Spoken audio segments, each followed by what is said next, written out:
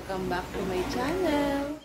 Bago tayo tumuloy sa recipe natin, subscribe muna kayo and click like.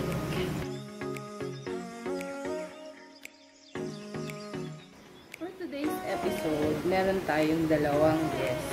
Yung isa, yung anak ko, kasi favorite itong recipe na to. Tsaka yung isa, isi-surprise ko siya. Kaya mainit.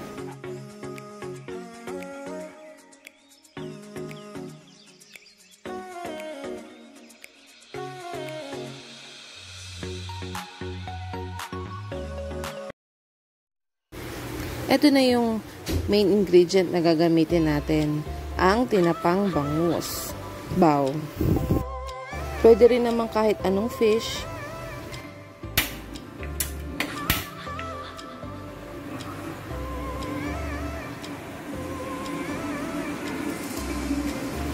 Kasama sa ingredient natin ng oil. Gagamit ako ngayon ng olive oil para mas healthy. Pero, pwede tayong gumamit ng kahit anong klase ng oil. Pag mainit na yung mantika, pwede na natin iprito ang tinapa bago natin siya gawing fillet.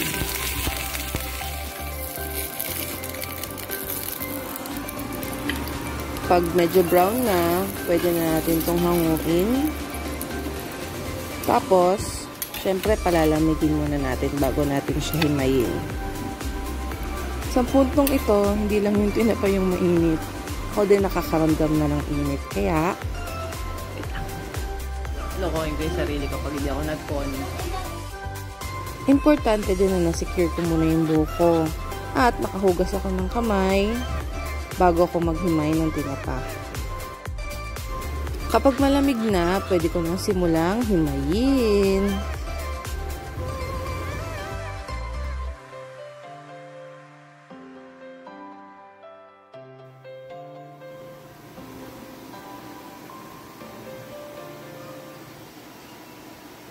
Set aside ko muna yung natirang skin at yung favorite kong yan.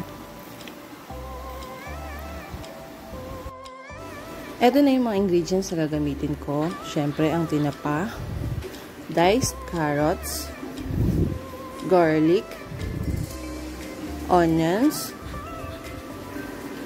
tomatoes, isang itlog,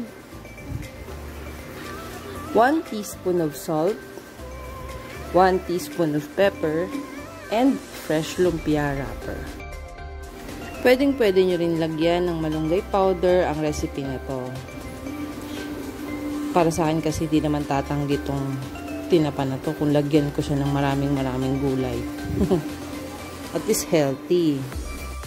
Ito naman ang para sa sauce. 1 tablespoon of mayo, minced garlic, pwedeng-pwede yung damihan, salt, and konting pepper. Para may choice kayo ng sauce, ituro ko kung paano ko ito ginagawa. Tago na lang natin siya sa pangalang other sauce. Iyaan mo na, wala kang ako maisip eh. Meron siyang 3 tablespoon ng soy sauce, 2 teaspoon ng sugar, and diced onion. Game na tayo. Gawin na natin ang ating tinapa packet. Pagsamasamahin lang natin lahat ng ingredients. Syempre, dapat maliliit lang yung cut natin. Nilagay ko na yung carrot, yung garlic. Isunod ko na rin ang onions at tomatoes.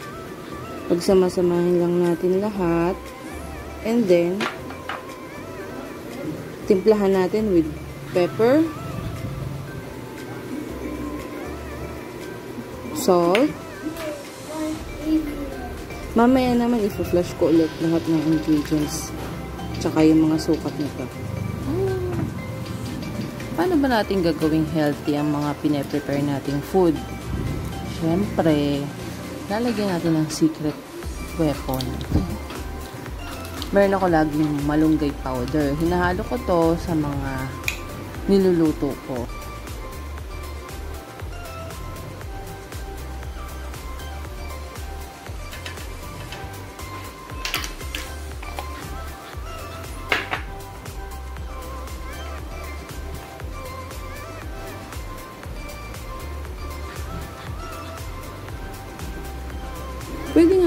nating ma-achieve ang umami flavor without using MSG.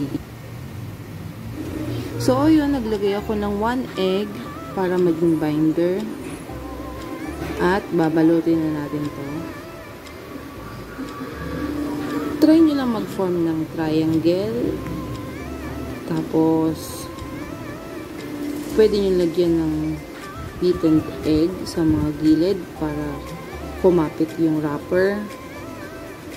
And then, maglalagay lang kayo ng parang pocket niya. Parang magiging ano siya, labintador. Yan, ganyan. Yan, gagawa tayo ng marami nito bago natin iprito. Magpapainit na tayo ng mantika. Pag mainit na, ilagay na natin ang tinapa packet.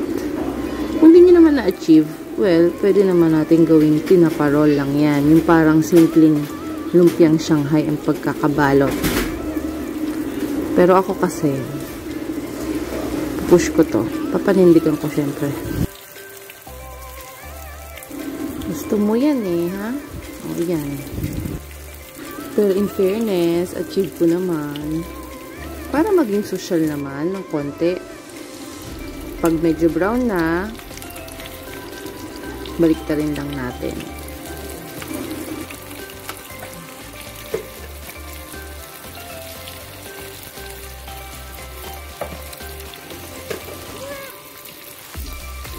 Pag luto na lahat, i-drain nyo muna sa paper towel. Gawin na natin yung mayo garlic sauce. Ihalo lang natin yung garlic na hinati ko ng maliliit lang. Ihalo natin siya sa mayonnaise. Saka natin lalagyan ng konting pepper.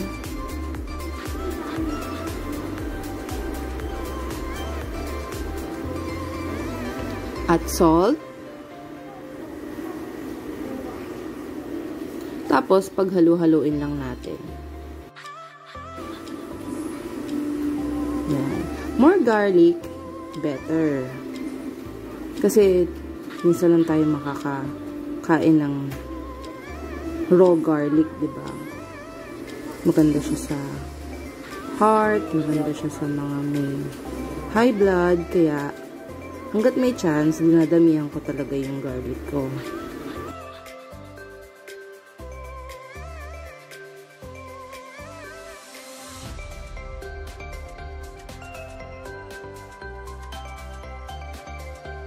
Pag okay na, iset aside lang natin to and gawin natin yung isa pa nating sauce. Masarap din tong sauce na to sa mga tempura. Kaya, turo ko sa inyo, yan, lagyan lang natin ng sugar at ng onion. Simpleng-simple lang pero sobrang malasa nito. Yan, haluin lang natin and pwede nyo dagdagan ng mas maraming sugar. Depende sa panlasa nyo.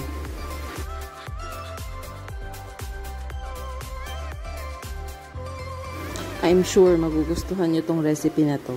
So, sana magustuhan din ng iso-surprise kong guests.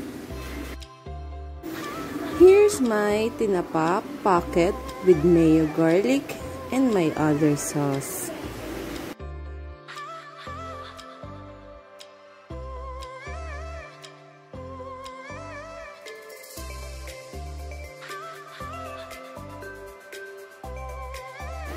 Siyempre, yung bebe ko muna yung unang titikim.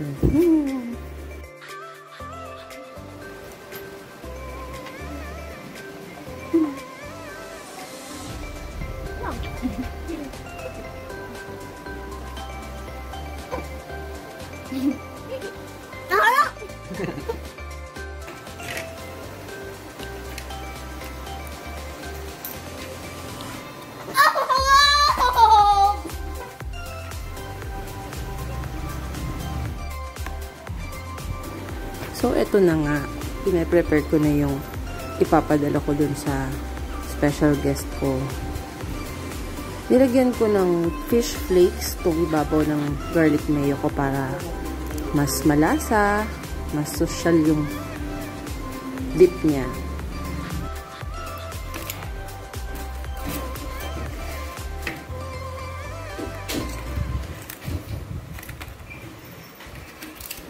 Sinigurado ko rin na mainit pa itong ipapadala ko para malasahan niya talaga yung sarap nito. In fairness ha, healthy to. Ready na!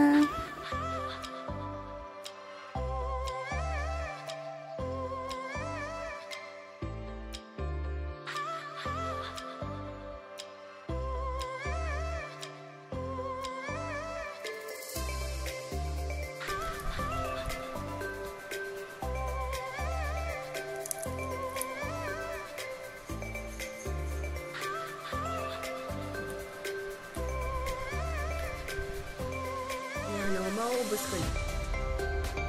Konti mo. Legit to, masarap. Oh, ayun na nga. Nagustuhan niya yung ginawa natin.